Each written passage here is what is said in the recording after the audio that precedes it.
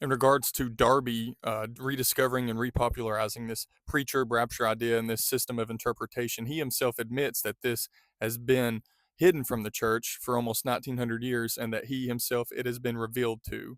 Donald Atkinson, in his work on exporting the rapture, talks about how many people within the exclusive brethren realized and acknowledged that Darby was building a completely new structure to the Bible. In regards to pseudo Ephraim, a passage that many pre-trib rapture people will point to as Ephraim affirming a pre-trib rapture, when read in context and read with all of his other sermons, you see that he was talking about those who have died before the tribulation began.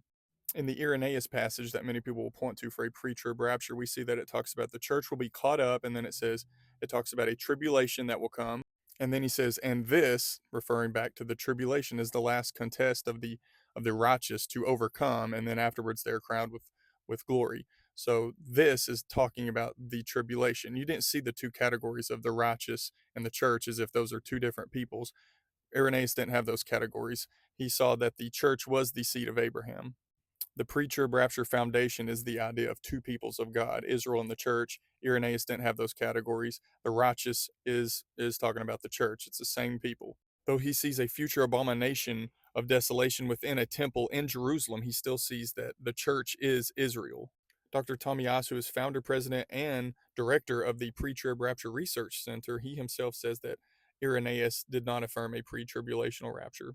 Irenaeus taught one resurrection of the righteous and that this would take place after the Antichrist.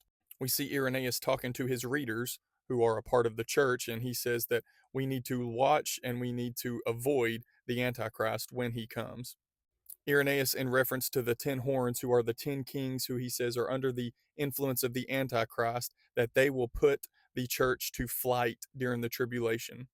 Scholarship is pretty much in all agreement on this issue that the early church affirmed a post tribulational rapture, not a pre trib rapture. But the two that I'm going to show are professors or theologian scholars who are a part of a pre tribulational rapture school or a dispensational school, such as Dallas Theological and Master's Seminary, which is John MacArthur's school, Master's is, and they hold to a pre tribulational rapture. Dallas Theological is one of the biggest pre trib rapture schools and dispensational schools in the country, probably is the biggest.